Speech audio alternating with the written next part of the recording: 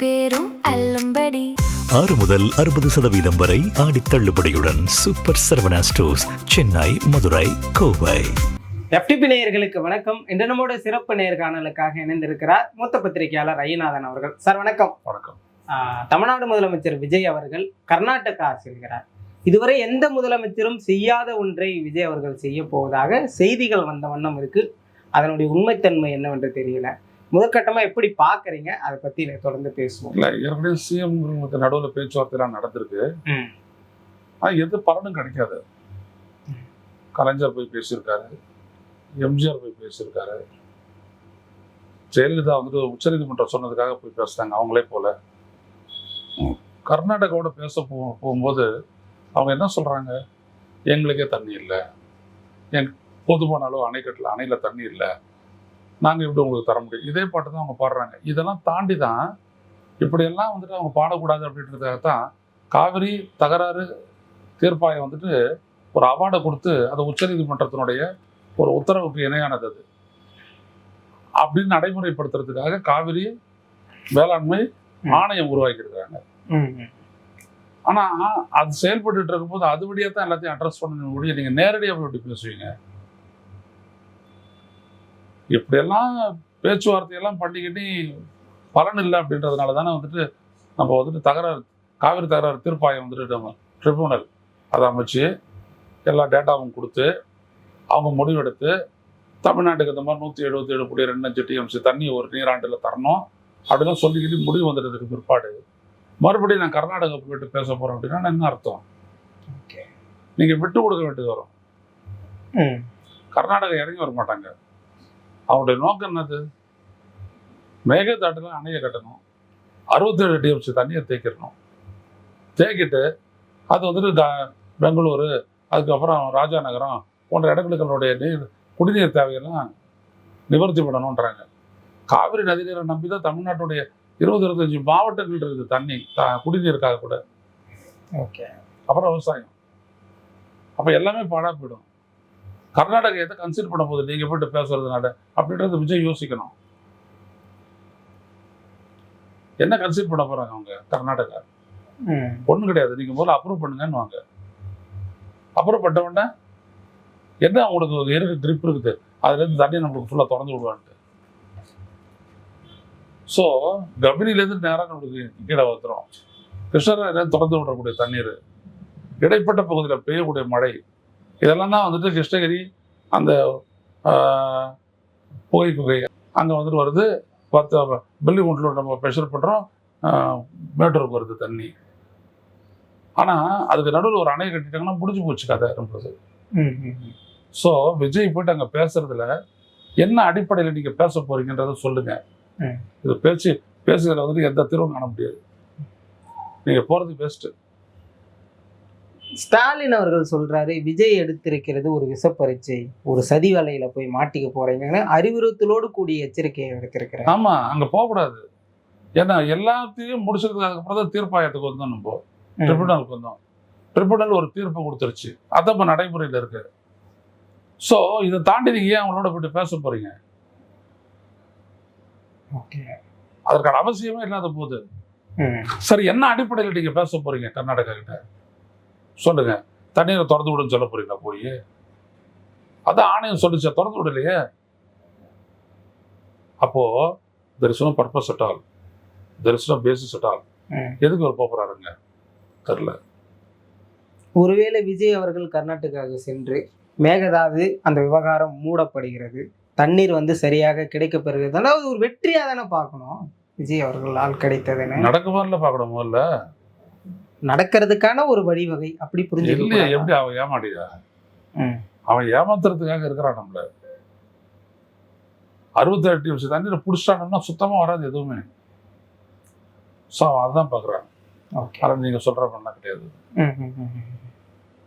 விஜய் எடுத்து அப்படி ஒரு அணையை கட்டினானா அதான் கர்நாடகாவில் இருக்க அணைகள்லேயே அதிகமான கொள்ளளவு கொண்ட அணையா இருக்கும் அது.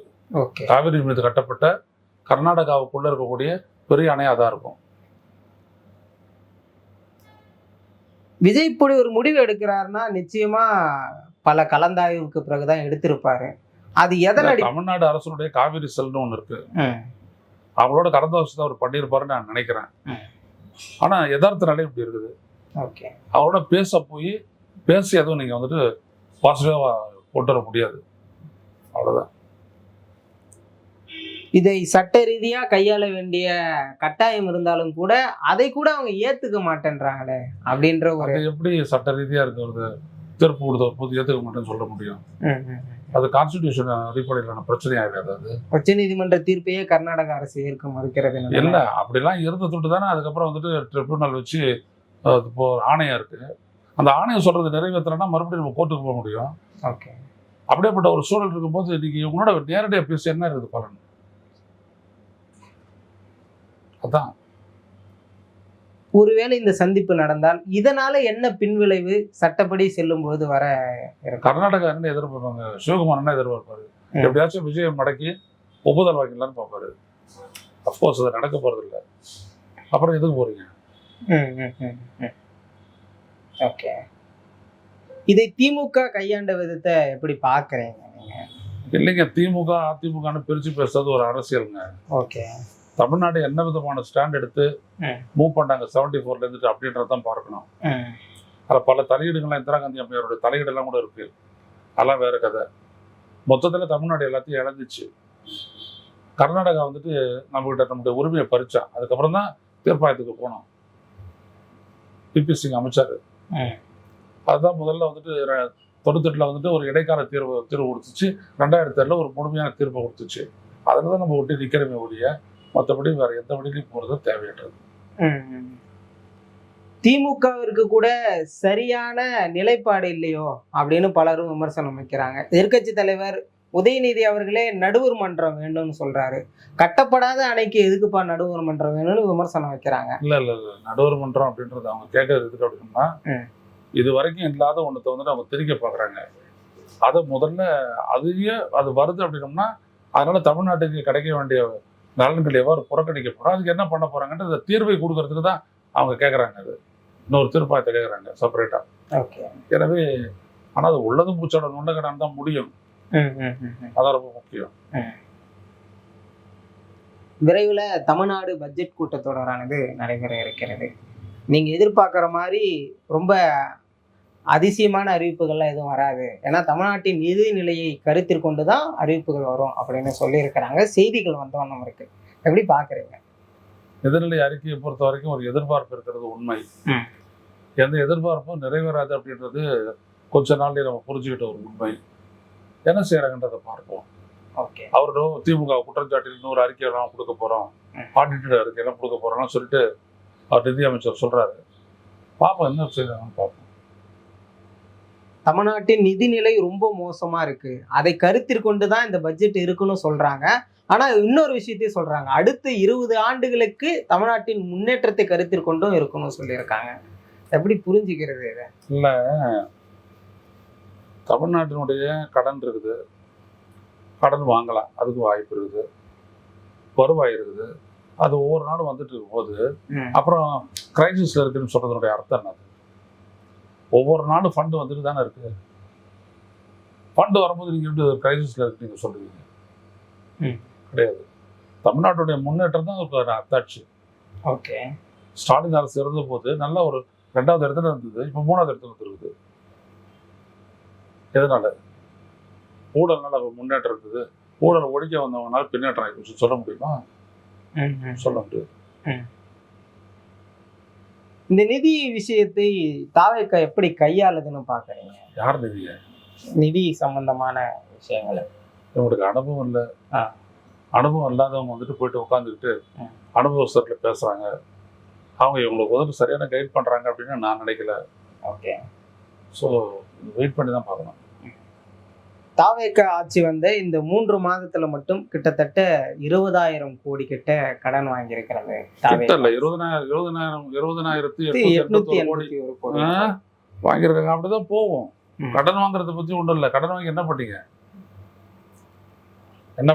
தொடர்ந்து தமிழக மக்களுக்கான அந்த நலத்திட்டங்கள் ஏதோ மாதம் 1000 ரூபாய் அதான் ஏற்கனவே பட்ஜெட்ல இருந்து நீங்க பண்றீங்களா? இதுக்கு ஒப்புதல் தேவையில்லையா? ஓகே. சரி, நீங்க ஒண்ணு வாங்குறீங்க 20,000. 21,000 கோடி கடன் வாங்கியிருக்கீங்க, என்ன செஞ்சீங்க? எதுவுமே இல்லை, சைலண்டா இருக்காங்க, அவ்வளவுதான். கடனை வாங்கிட்டு சைலண்டா இருக்கிறாங்க அப்படின்னா அது எங்கேயோ போகுது. தப்பா ஒன்றும் போல, ஆட்சி அதிகாரம் தொடர்புடைய விஷயங்கள தான் அப்போ செலவு செய்யப்படுது. ஓகே. ஆனா இதே ஸ்டாலின் பண்ணும்போது நீங்க என்ன குறை சொல்றீங்க? அதான் முக்கியம். ஓகே. அன்னைக்கு நீங்க எது சொன்னீங்களோ அதான் நீங்க எதிர்கட்சி திருப்பி செய்யறாங்க உங்களுக்கு. இந்த கடன் விவகாரத்துல ரொம்ப ஆச்சரியப்படுத்தப்பட்ட ஒரு தகவல் என்னன்னா, 20,000 கோடி 3 மாதத்துல கடன் என்றால் கிட்டத்தட்ட 14,000 கோடி ரூபாய் வட்டி மட்டும் கொடுக்கப்பட்டிருக்கு அப்படின்னு சொல்றாங்க. எதன் அடிப்படையில சார் இந்த வங்கியில கடன் வாங்குறாங்க? எப்படி இவ்வளவு வங்கி? இல்ல, குறைந்தபட்ச கடன்ல தான் வந்துட்டு வாங்குறாங்க. 1%, 3/4% இப்படிதான் வாங்குவாங்க. பட் நம்ம நிறைய கடன் வாங்கிட்டு தானே இருக்கோம். ஒன்றிய அரசுக்கு வந்துட்டு பாத்தீங்கன்னா 200 லட்சம் கோடி கடன் இருக்குது.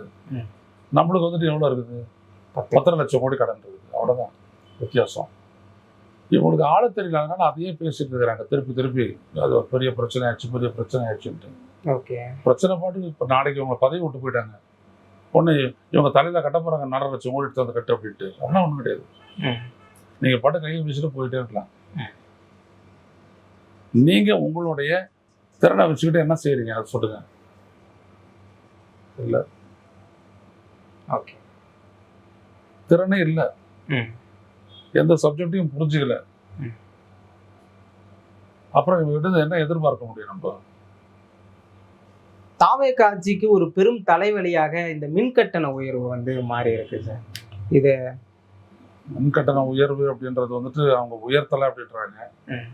நான் உள்ள விசாரிச்சதுல ஒரு விஷயம் என்ன கிடைச்சது அப்படின்னா, பல மாதங்களா அந்த அசஸ்ன்னு சொல்லக்கூடிய ஒரு இடத்துலையும் இருக்கக்கூடிய அவங்களுடைய நிர்வாகிகள் இருக்காங்க இல்லையா, அவங்க போயிட்டு கணக்கு எடுத்தே பில்லு போடல. அப்படியே சும்மா போன முறை வந்துட்டு 1000 ரூபாய் இருக்குதா, இந்த முறை 1600 போட்டு விடு, இப்படிதான் ரொம்ப காலமாக நடந்திருக்குது. திடீர்னு பார்த்தா இப்போ முதலமைச்சரே பேச முடியாத அளவுக்கு அந்த நிலைமை பெருசாகி போச்சு. அவ்வளோதான். மற்றபடி கடன் வாங்குறதுனால இல்லை, வட்டி கட்டுறதுனால ஒரு பிரச்சனையும் கிடையாது. திமுக செய்த அந்த பல விஷயங்களுக்கு தாவேக இப்ப பலியாட ஆகிறது. அந்த நிதி சுமையை கையாள முடியாமல் தவிக்கிறது அப்படின்னு சொல்றாங்க. நல்லா சொல்லி விட்டுட்டு போயிடுங்க. நீங்க ஏன் பலியாட போறீங்க? அமைச்சரை விட்டு போயிடுங்க, திமுக வந்து பார்த்துக்கிட்டோம். ஓகே. இல்லையா? நீ இருக்கிற பதவியில விட்டு போயிடு. நீங்க என்ன சொன்னீங்க? நாங்க நிதியை மேம்படுத்துவோம், நிதி ஆதாரத்தை மேம்படுத்துவோம் சொல்றீங்க. செஞ்சு காட்டுங்க பார்ப்போம். சும்மா ஒரு காகிதம் மேல காகிதம் வச்சுட்டு படிச்சுட்டு இருக்கீங்க பிரச்சாரத்துல.